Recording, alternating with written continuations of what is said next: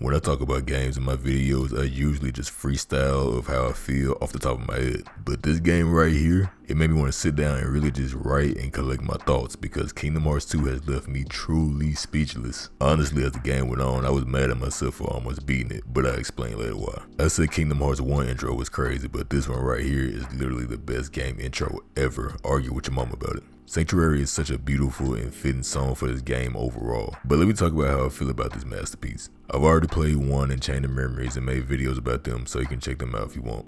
But if you don't feel like watching a video, quick summary of the 2 games. Love 1, hate Chain of Memories, at least the console version of Chain of Memories. So I pretty much understood the story so far before loading up 2. I was so confused on who this little boy was and why we were so focused on what he was doing with his friends during the summer, but soon enough as I started fighting with him, I was digging it. Especially when I fought a nobody for the first time. That slide mechanic was so smooth, I was hyped. I just knew this game was about to be crazy.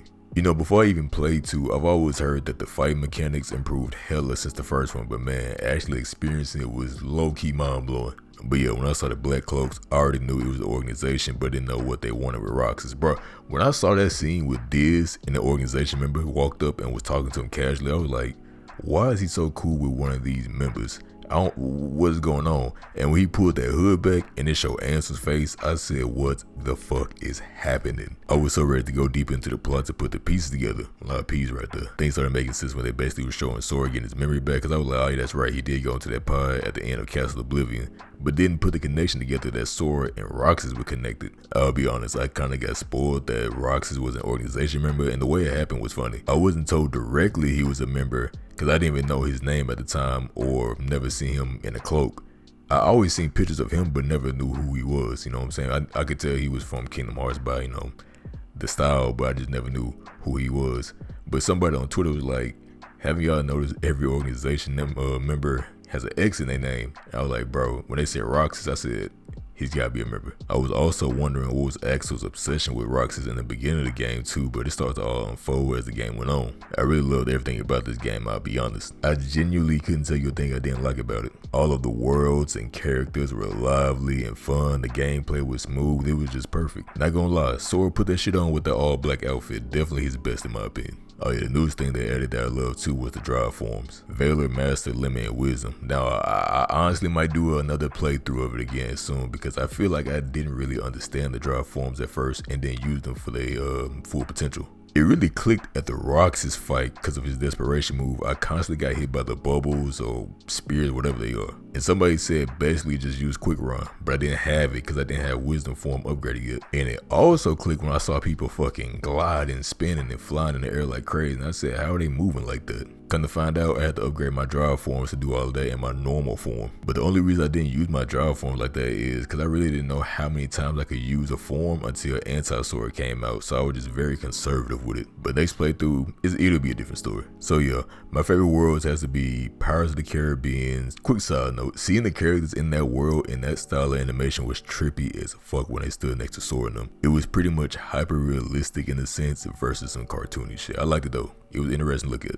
But yeah, Pirates of the Caribbean, Timeless Lands was super fun. I like the art style and the throwback of Mickey and Pete from back in the day. What was his name? Captain Pete? Whatever. I already forgot. It's been a few weeks out. I love Pride Lands a lot too. When I saw Sora turn into a lion for that world, it was pretty crazy. And the world that never was dope too. Oh yeah, I almost forgot. I don't know how I didn't mention this. The Tron world was crazy. That was a dope one for sure, especially when you had to actually play Tron against the Heartless. That part was cool as hell. This story has so many twists and turns, I low-key didn't know what to expect. The Xehanort, Ansem, Xemnas, Nobody, and Heartless thing was kind of confusing to me. It's been like 2 weeks since I beat it, but I think it's like Ansem is Xehanort's Heartless and Xemnas is Ansem's Nobody. Don't quote me, but I believe that's how it goes. Bro, finding out that Riku turned into Ansem fucked me up. Well, the physical form. I had to just pause the game like, no way. I was wondering why Ansem was so cool with Diz and helped Kairi in the hideout. But hey, Riku a real one though. He pretty much sacrificed his physical body to become stronger with the darkness to help his friends out. Also, isn't it funny how the Final Fantasy characters just pop up randomly sometimes? Cause what the fuck is Sephiroth doing here? Other than looking for clout, obviously. Them niggas be so serious, they brought that shit into another game. To me, all the boss fights were pretty much fun, but not gonna lie, that Roxas fight had me legit stressing. Cause the bosses leading up to that fight range from easy to kinda medium-ish, but this nigga right here, the dual keyblade wielder, oh he had a point to prove. I think it took me 6 to 7 hours to beat him. I was in my room coming up with strategies like a motherfucking war general, dude. And also seeing that fight didn't actually happen physically, but was more so a mental battle within Sora was very intriguing. It was a challenging fight for sure, but I definitely can say it's my second favorite fight behind the final boss, of course. Because fighting Roxas while the other Promise was playing felt like a movie. Especially when he can take his Keyblades and just fuck him up. To be honest, to me, that final boss fight was pretty easy, especially the beginning part when we just had to fight him in the town. But when he took us into that white room, boy, we had to duke it out. That part where the lasers just shooting at us at all angles confused me because I was pressing what they told me to press, but I just kept dying. I actually had to look up the fight to get some help because I lost at that part every single time. Whole time I had to press Y and A, I believe it was, at the same time.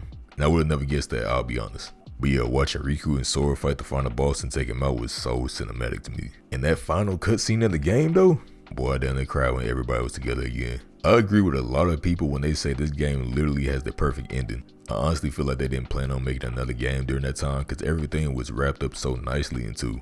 I've also seen a lot of people say they don't like 3 because of the story, so I'm kind of nervous to play it. I'm currently on Bird by Sleep right now though, so 3 will be played eventually. And oh yeah, earlier I said I was mad at myself that I could tell I was close to beating it. And the reason is because I know I won't ever be able to, experience playing this for the first time again. It's just an unmatched feeling, man, because this game is literally the best I've ever played. And I can't believe it took me almost 20 years to give it a chance. But hey, better late than never.